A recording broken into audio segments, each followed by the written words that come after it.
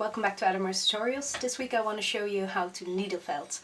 I had already posted a picture of this on my Facebook page. I made this with needle felting. Now I can unfortunately not show you how to make this on camera because it took me about 10 hours and that would be an incredibly boring video, so I thought maybe it would be fun if I show you the technique by making a pincushion, and then you can adapt that for whatever animal you want to do. You may want to look up some reference pictures of the animal you want to make. What you will need though are a couple of specialized pieces of equipment, and the basics are you will need a needle felting needle. It's a needle with sort of a barbed tip that will give you the felting action. You have them in different thicknesses, and you buy the holders separately usually. I made the unicorn without a handle. I bought that afterwards and it's a lot easier. You can also get holders for more than one. For a bigger surface area these are handy, but you have to be very careful not to stab yourself with it. And then to needle felt on you will need a piece of foam. It's about this thick. Or alternatively one of these specialized brushes that are available for it. This is from the brand Clover. It's made in Japan. And then obviously you will need wool, and you can buy special needle felting wool, and with that I mean it's wool that has very short fiber length, but if you happen to already have wool for say spinning around, you can also use that, and then you may want to use the one with shorter fiber length. This is fairly short. Funnily enough, usually the wool with shorter fiber length is for spinning is cheaper than the ones with longer fiber length, but now needle felting is getting more popular. They seem to ask more money for the needle felting wool, which is a bit silly. But you get it in lots of different colours. Obviously if you want to, you could also dye your own wool, but I might go over that some other time. So yeah, a needle felting needle, wool, a surface to needle felt on, and let's get started with our pincushion. You want to start off with a ball. I'm gonna make a ladybug, but like I said, it's just to show you the technique. You want to sort of guess if it's all compacted how big it's gonna be, so kind of push the wool together and look, is that the size you want? Are you happy with that? If not, add a bit more. And then what you want to do is just start stabbing it. You can do it with a single one. Just want to do a couple of rough stabs in there.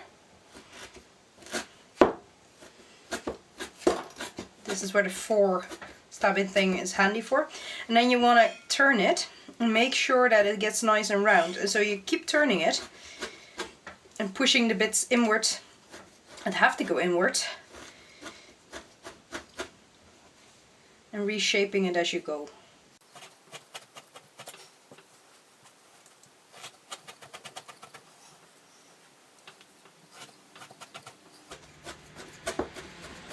Due to the felting action of the needles, it will shrink, so do take into account that it's the compacted shape that you have to look at.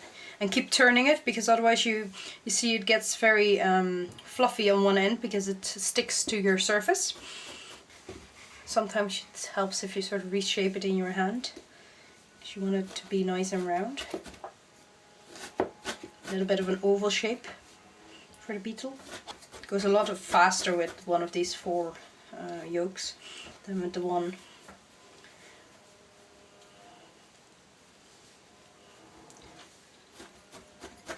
The needles itself aren't that expensive. You can get a set for about €6.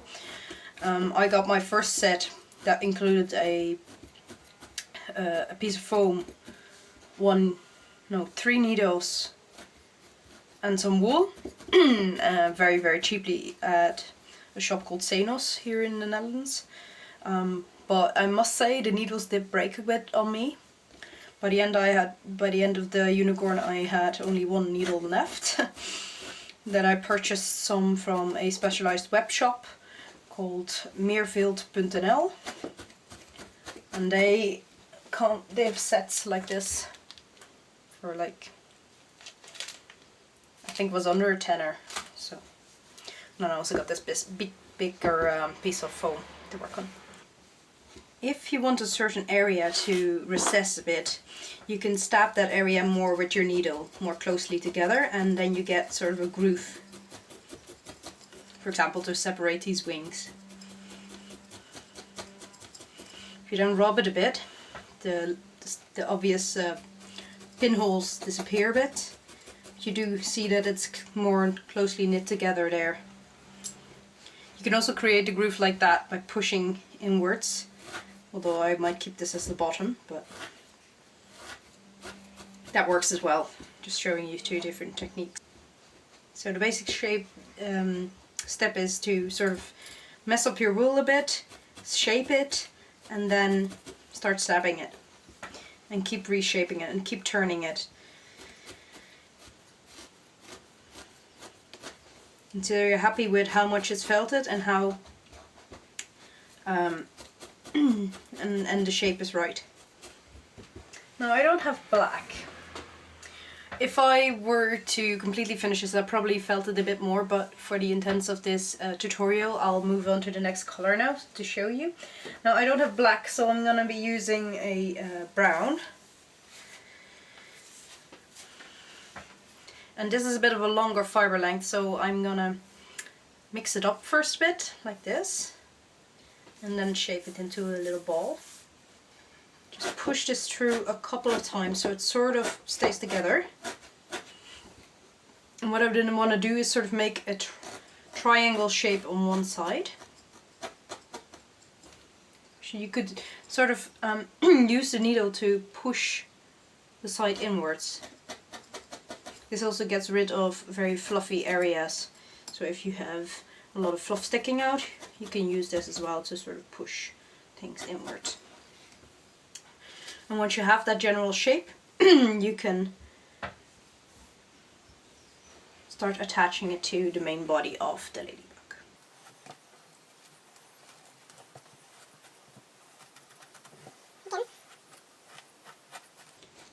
Keep shaping it as you go along. You may need a couple of passes to make it stay. And we'll work on the shape in a minute. You can also first make the ball separately and then attach it. Sometimes it is a good idea to leave one end and unfelt it, so you have something to attach it with, like so.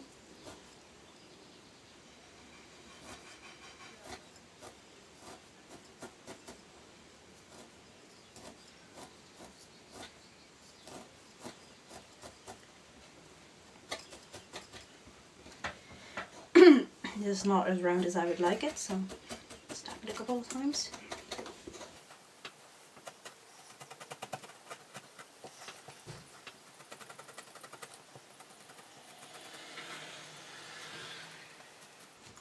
Careful when you're doing stuff like this that it doesn't poke out in the other hand and stab in your finger. Trust me, I've done that. Especially with the more finer details on the unicorn. For the legs, for example, it's a real danger. See how that's slowly starting to shape rounder and get smaller? Sometimes it helps if you get a reference picture and look at how the shapes of the limbs are attaching to the body and what the muscles are like. Obviously with a bug that is not so obvious, but for the horse, for example, you need these muscle ridges in order for it to be convincing. I have another shade of red here, and I thought it might be nice to sort of mix the two. Get a bit more depth in there.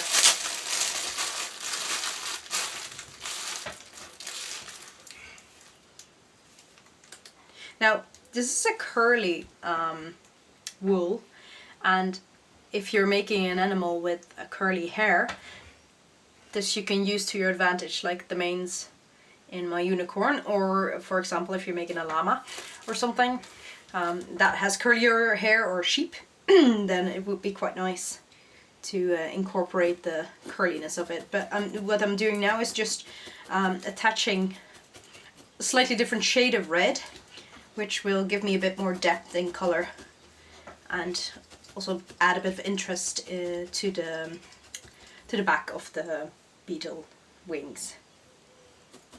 This is also, if you don't then stab it enough to make it smooth, how you can make a shaggy sheep. Make sure that when you do this you don't lose your detail that you made earlier, so you may have to go over that again. And again, the more you poke it, the more closely the fibers will be interlocked, the harder your final product will be. Also, the sturdier it will be, and the less fluffy it will be. So if you want to keep your sheep fluffy, don't poke it too much.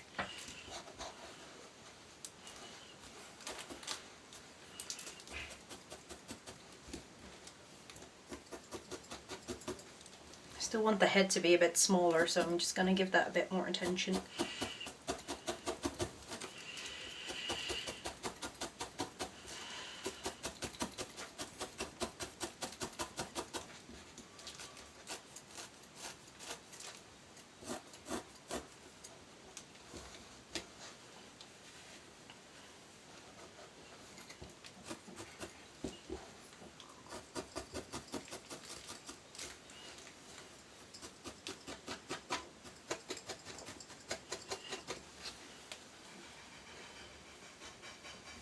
Alright, once we're at that point, I'm going to show you how to do the dots on the back of the ladybug.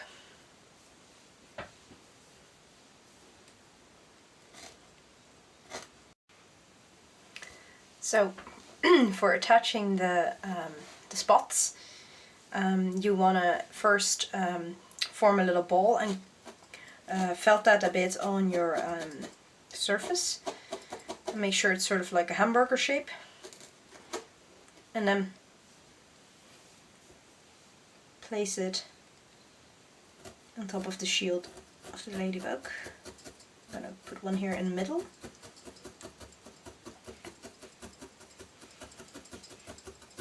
And then I'm going to make a couple more and stick them on various places on the rest of the shell. When making these little spots, that tip that I said earlier, where you sort of like go around the edge and push in the loose threads, is very handy. You may want to do that on one side and then turn it over and do it again. And then when you're happy about the roundness and the shape, then you can attach it. I've attached almost all of the spots.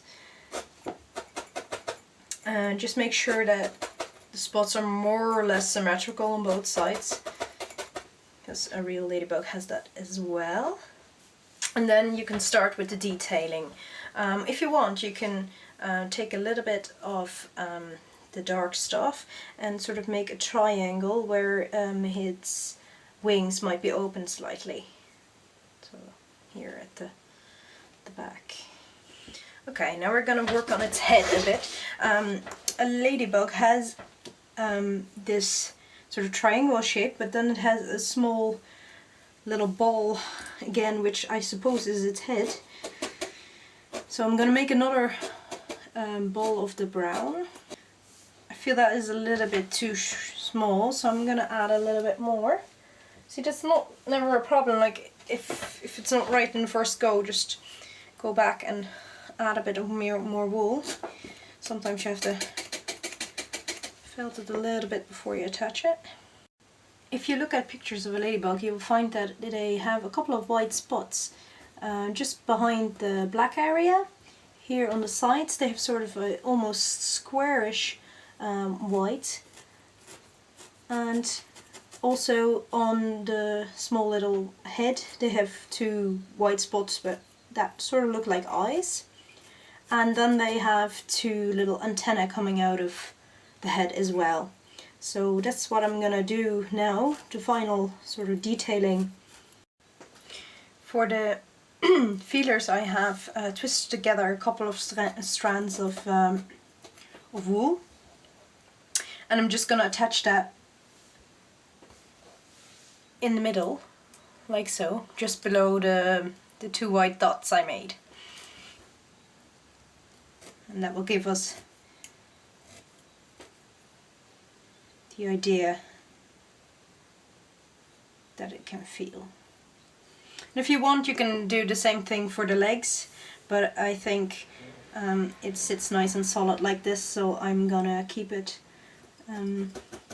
without legs for the purpose of my pincushion. And this is the end result. I'm after losing my light, so I'm gonna have to wrap up. A little ladybug there for you, and obviously it was meant as a pincushion, so I'll stick a couple of pins in there like that. Cute, relatively easy. I made this in about 2 hours. I hope you give needle felting a go. One more thing I wanted to show you is how to change these needles in their holders. As you can see, it comes with sort of a wooden plug, and the needle has a hook, so you can put it under in that ridge and then put the plug in your holder. So that is how that works, and this is similar but with the twisting mechanism. Just to put it out there, so I hope you give needle felting a go. You will need a couple of specialized tools for it, but it's great fun. I like this technique a lot because you can add material and you can sort of take it away by pushing it in further. I like that about clay as well, so hope you give this a go. Hope you enjoyed this tutorial. If you did, please give me a thumbs up, and also check out my social media, and I'll see you next week. Bye.